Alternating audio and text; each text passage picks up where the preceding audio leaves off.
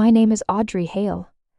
I am 34 years old, and the morning my father stood at the head of a Mother's Day brunch table and wept about how little his daughter loved him.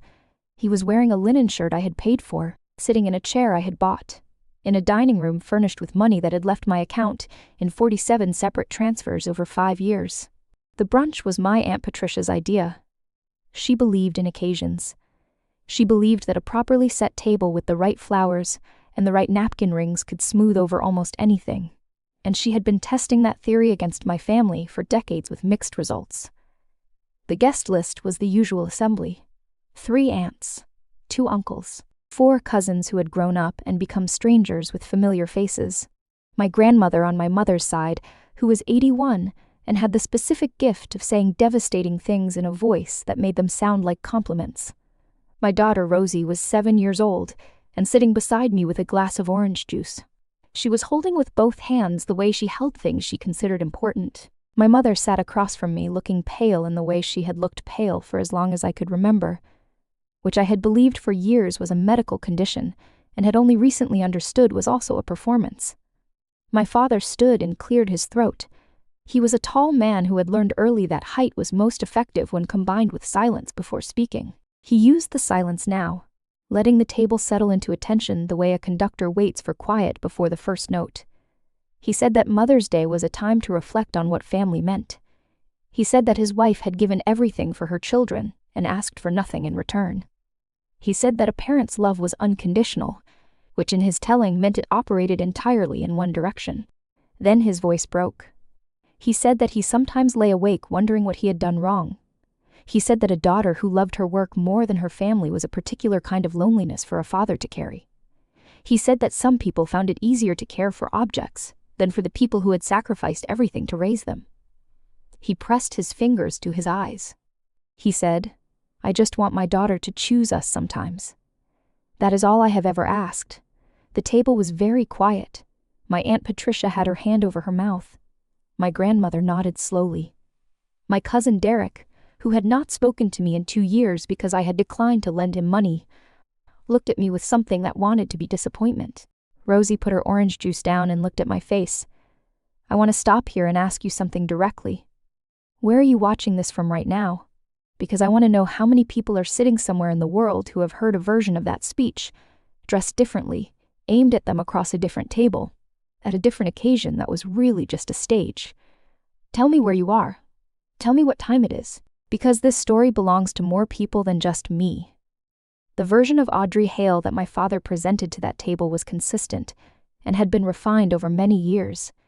In his telling, I was a woman who had retreated into a narrow obsession with old machines, who had chosen gears and springs over human connection, who had been given love freely and returned it poorly.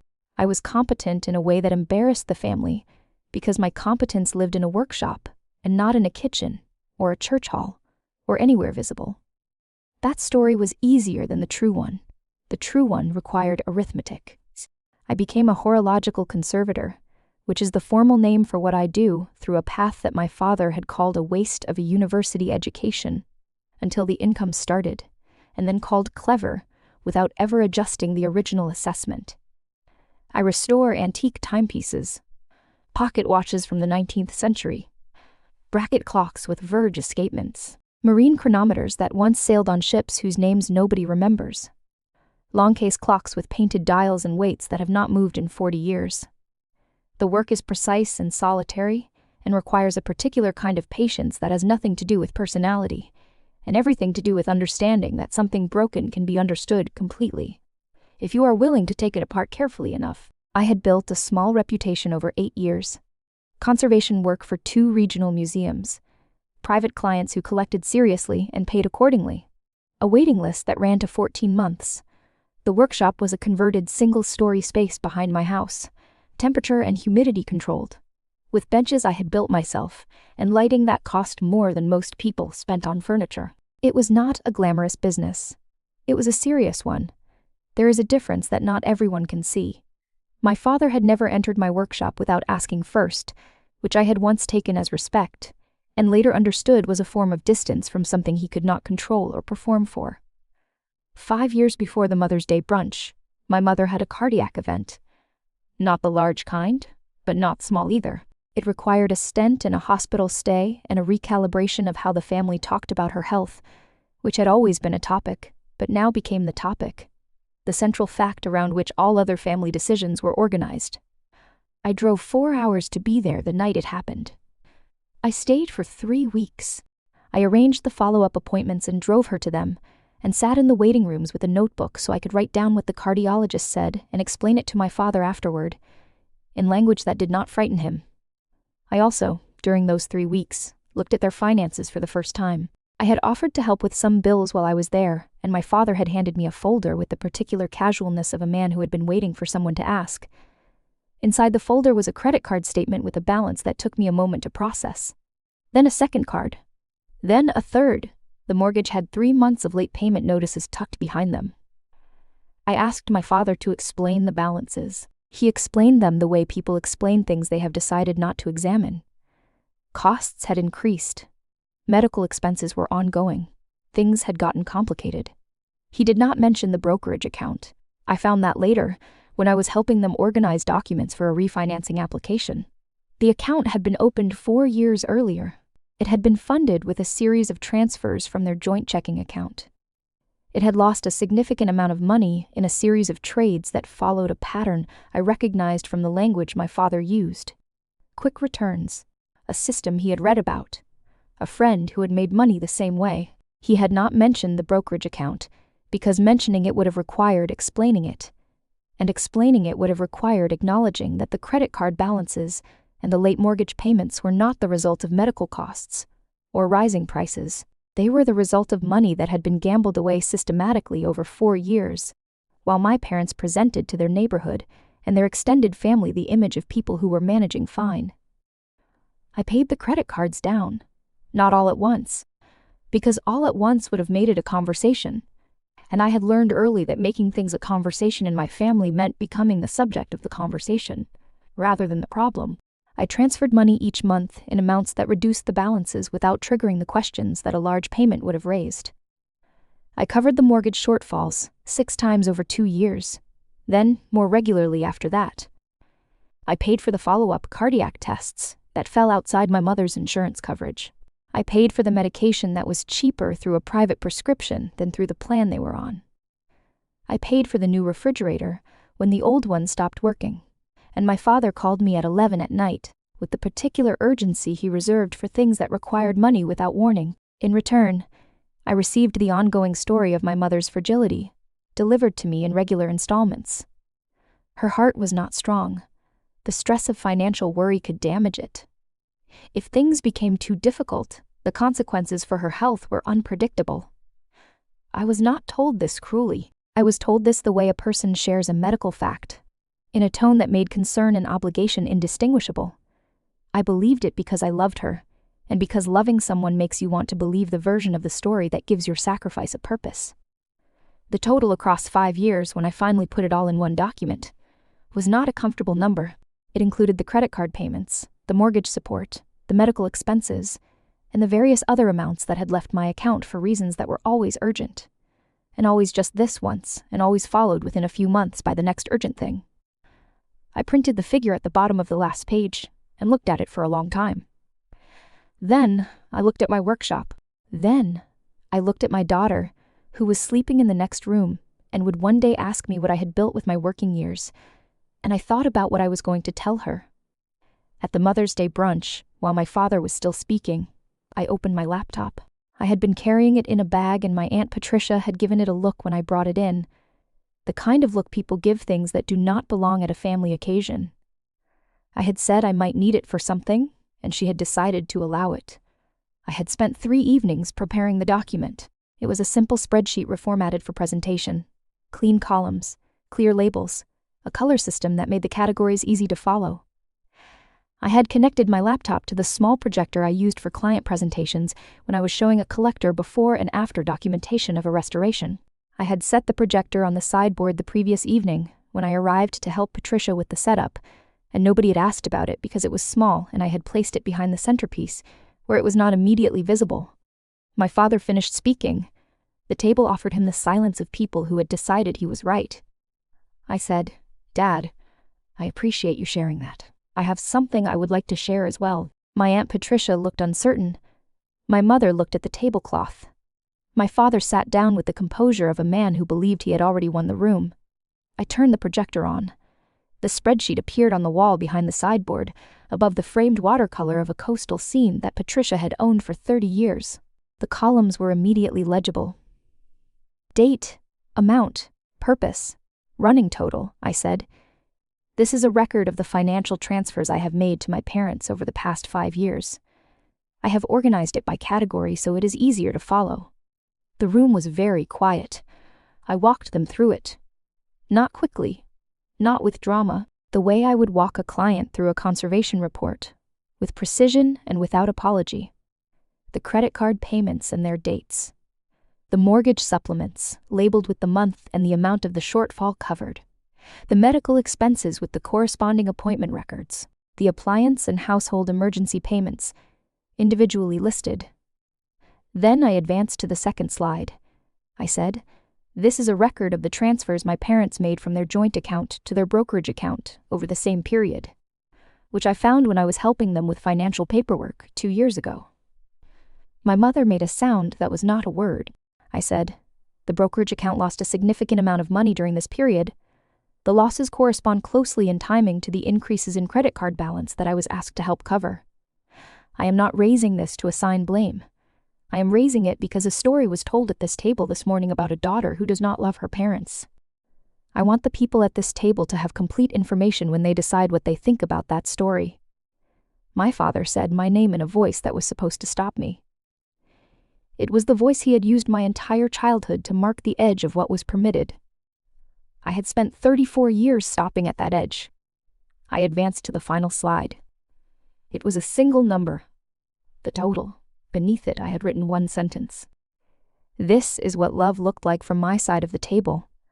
My cousin Derek was looking at the projection with his mouth slightly open. My grandmother had put on her reading glasses, which she normally resisted in company. My Aunt Patricia had sat down. My mother said, "Audrey, we were going to pay it back." I said, "I know you believe that." My father stood up. His voice had changed from the weeping register to something lower and harder. He said I had humiliated them in front of family. He said this was not how a daughter behaved. He said he did not know what had happened to me. I said, "I know you believe that too." Then I closed the laptop, turned off the projector, and sat down. Rosie had been watching me the whole time. She picked up her orange juice again and drank from it carefully, holding it with both hands. The brunch concluded without dessert. I want to be honest about the months that followed because stories like this are sometimes told as if a single moment of clarity resolves everything that comes after it. That is not what happened. My father called me 14 times in the 2 weeks after the brunch. The calls progressed through several phases. The first phase was anger, which I had expected. The second phase was a revised injury, in which he was now hurt by my public behavior, rather than by my alleged emotional absence. The third phase was negotiation, which arrived in the form of a call from my Aunt Patricia, who wanted me to understand that my father had not been well, and that stress was bad for my mother's heart. That sentence, "Stress is bad for my mother's heart," had been the operating system of my family for 5 years. I had run on it, budgeted around it, structured my working hours to accommodate it. I recognized it now the way you recognize a song after someone explains what it was actually written about. The melody is the same. The meaning is different. My mother called once, late on a Tuesday evening. She did not mention the money or the projection or the brunch. She asked whether Rosie had started swimming lessons yet. I said yes. She said that was good, that every child should know how to swim. Then she said she hoped I was eating properly. I said I was. Then there was a long silence that held everything we were not saying. I said good night. She said good night. We were both telling the truth. 4 months after the Mother's Day brunch, my father had a stroke. It was not severe in the clinical sense. The damage was to an area that affected his left-hand coordination and produced some lasting fatigue. He was hospitalized for 8 days and discharged with a rehabilitation plan and a list of modifications the house would need. My Aunt Patricia called to tell me. She said the family thought I should come home. She said this was a time when past difficulties needed to be set aside. She said my mother could not manage alone, and that in situations like this, a daughter's place was clear. I listened to all of it. Then, I said that I was sorry my father was unwell, and that I hoped his rehabilitation went smoothly. I said I would contribute to the cost of professional home care if that would help. I said I had researched several agencies that specialized in post-stroke support and could send the information. Patricia said that professional care was not the point. I said I understood that was how she saw it. I said that I had spent 5 years providing what I had been told was essential support to my parents, and that during those 5 years the framing had consistently been that nothing I provided was the real thing, that the real thing was my physical presence, and my willingness to subordinate my work and my life to whatever the current emergency required. I said I was no longer available to be the solution to that particular problem. She said she did not recognize me. I said I was not sure she had ever recognized me accurately. I want to tell you about the clock tower. There is a municipal building in a town 3 hours from where I live that has a clock tower that has not run correctly in 11 years. The mechanism is an early 20th century movement, weight-driven, with a Graham deadbeat escapement and a pendulum that is longer than I am tall. The town had never found anyone willing to take on the restoration at a price they could manage, and with the access complications that a working public building presented. I had been in correspondence with the building's historical trust for 2 years. We had finally reached an agreement on terms and timeline. The restoration was scheduled to begin the same week my Aunt Patricia called about my father's stroke. I arranged accommodation in the town. I packed the tools I would need for the initial assessment. I talked to Rosie about what we were going to do. Rosie was 7 and had grown up watching me work. She understood that a clock was not a decoration. She understood that it was a system, that every part of it was in a relationship with every other part, and that the purpose of the whole thing was to measure something that moved in only one direction. She asked me once why anyone would want a clock that did not work. I said that sometimes people forgot what a thing was for, and that the job was to remind it. She thought about that and said that seemed hard. I said it was, but that the result was worth the difficulty. We drove to the town on a Sunday morning with the windows down, because Rosie preferred it, and I had decided that there were preferences worth honoring without negotiation. She asked questions about the clock tower for most of the drive. How old was it? How big were the weights? Could you hear it from inside? What did it sound like when it first started running again after a long time stopped? I told her that moment, the first tick after a long silence, was the reason I did the work. She said she wanted to hear it. I said she would. The building's curator met us in the car park. He was a man in his 60s who had grown up in the town and remembered the clock running from his childhood, and then watched it stop, and had spent 11 years writing grant applications and talking to committees about why it mattered. He shook my hand and then crouched down and shook Rosie's hand as well, which she accepted with great seriousness. He took us up through the building to the clock room. The movement occupied a space the size of a large wardrobe, iron-framed, layered with 11 years of dust, and the accumulated grime of 11 years before that. The pendulum hung motionless. The maintaining power spring had relaxed completely. Several of the clickwork components needed immediate attention before anything else could be addressed. I put on my magnifiers and began the assessment. Rosie sat on a folding chair the curator had brought for her and watched me work with the focused silence she used for things she was genuinely interested in, which was a quality I recognized because it was one I had passed to her without knowing I was doing it. After an hour, the curator went downstairs to deal with some administrative matter, and it was just the 2 of us in the clock room with the light coming through the tower windows and the smell of old oil and stone. Rosie said, "Mom, did Grandpa really say you don't love them?" I said, "Yes, he did." She thought about this. Then she said, "But you paid their house." I said, "Yes." She said, "That is weird." I said it was. She asked why he said it then. I said that sometimes people tell a story so many times that they start to believe it, even when the evidence is right in front of them. I said that had been true of Grandpa for a long time. She was quiet for a moment, then she said, "Will the clock know it has been stopped?" I said clocks did not know things the way people knew things. But I said that there was a sense in which time that passes while a clock is simply gone. You cannot recover it. When the clock runs again, it runs from now. It does not go back and fill in the missing years. She considered this with great seriousness. Then she said, "That is kind of sad." I said it was. I said it was also just true. My mother came to visit me 6 weeks after my father's discharge from the hospital. She came alone, which was something she had not done in the years I could clearly remember. She drove herself, which the cardiologist had said was fine, and which my father had apparently not been able to prevent once she had decided to do it. She sat in my kitchen and drank tea and looked at the workshop through the window for a while without saying anything. Then she said, "Your father is managing. He has a therapist coming 3 times a week and a physiotherapist on Tuesdays." I said I was glad to hear it.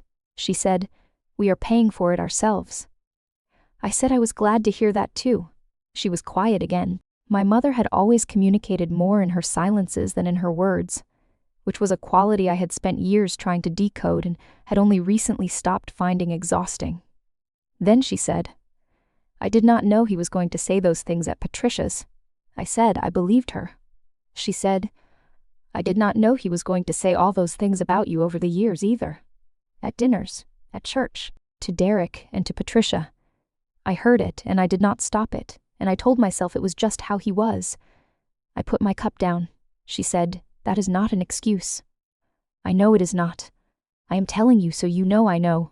It was the most precise thing my mother had said to me in years, possibly ever. I understood what it cost her, and I did not minimize that cost by treating it as less than it was. I said, "I know, Mom." She nodded, then she asked if she could see the workshop. I took her through it. She moved carefully along the benches, looking at the movements in various states of disassembly, at the tools arranged in their order, at the small labeled drawers that held components, sorted by size and origin. She stopped in front of a bracket clock I was halfway through restoring, a beautiful piece in a fruitwood case with a silver dial and a pair of cherubs, cast in brass holding the bell above the movement. She said, "You always were careful with things." I said, "Yes." She touched the edge of the case lightly with one finger, not the dial or the mechanism, just the wood frame. Then she straightened and looked at me. She said, "Your father is going to want things to go back to the way they were.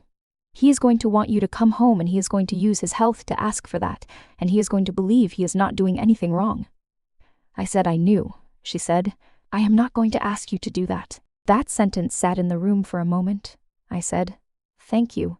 She said, "I am going to ask you to call me sometimes, on the phone, just to talk. Not about money or problems. Just to talk." I said I could do that. She said good. Then she said Rosie had grown. I said she had. She left an hour later. I watched her car go down the street and felt something settle in me that I did not have an immediate name for. It was not resolution. Resolution suggests a clean ending, and there was nothing clean about any of it. It was closer to the feeling I had once, when a clock I had been working on for 3 months finally ran continuously for 24 hours without losing or gaining more than 2 seconds. Not triumph, more like a system finding its own true rate after a long adjustment. The clock tower project took 11 weeks from first assessment to final commissioning. The movement required more work than I had estimated, which is the nature of the work and why experienced conservators build contingency into their timelines. 3 of the wheel arbors needed to be repivoted. The pendulum suspension was damaged and required a replacement spring to a period-appropriate specification that I had to source from a supplier in the Netherlands. The click work was worse than it had looked in the initial assessment. Rosie came with me every weekend I worked on site. She learned the names of the major components. She learned how to hold a loop correctly. She sat in the clock room and read and watched, and occasionally handed me things I pointed to, with the focused reliability of a person who understood that concentration was a form of respect. On the day of the final test, the curator brought 2 members of the Historical Trust and the town's deputy mayor. Rosie stood beside me. I released the maintaining power. I set the pendulum in motion. I stood back. The first tick was not loud. These large movements do not clatter and bang the way people imagine. The sound was measured and steady, a beat that had not been heard in this room for 11 years. Filling the stone space with the particular authority of something restored to its purpose. Rosie grabbed my hand. The curator, who was a man in his 60s who had written grant applications and talked to committees for 11 years, turned away and stood by the window for a moment. Nobody said anything for a while. Then Rosie looked up at me and said, "There it is." I said, "There it is." People ask me sometimes whether I regret the way the Mother's Day brunch ended. The question is always shaped to suggest that I should, that a better daughter would have found a private moment, a gentler method, a version of the truth that preserved dignity on all sides. I have thought about this carefully.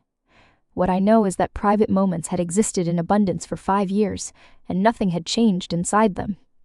What I know is that the only language my family had ever heard clearly was the language of what I was willing to do and what I was not willing to do anymore. What I know is that Rosie was sitting beside me that morning, learning something about what her mother was and what her mother was worth, and I was not willing to teach her the lesson that my own childhood had taught me. The lesson that invisible labor is a virtue, that silence about sacrifice is a form of love, that a person who keeps a system running without recognition should be grateful for the system's continued existence. I will not teach her that. What I will teach her is what she already learned in an 11-week clock tower project in a town 3 hours from home. That something broken can be understood completely if you are willing to take it apart carefully enough. That time moves in one direction, and that the past cannot be recovered, only accounted for. That when a thing finds its true rate again after a long stop, the sound it makes is worth every hour of the work. My father and I speak occasionally now. The conversations are short and careful. He does not ask me for money. He does not perform grief about my emotional distance.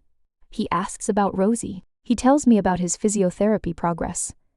Once he told me that his therapist had asked him to think about a time he had underestimated someone close to him and that he had thought of me.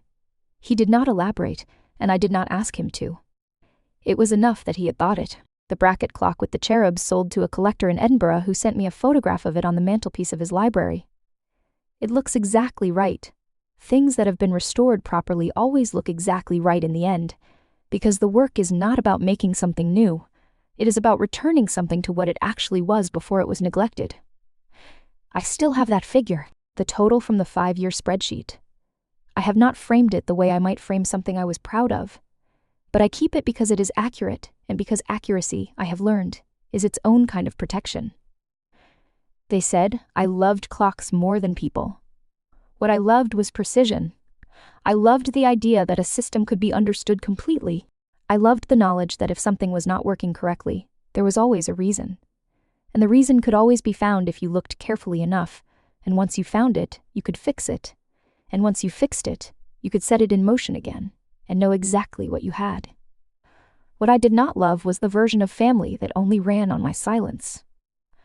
That mechanism, I have retired. The clock tower runs.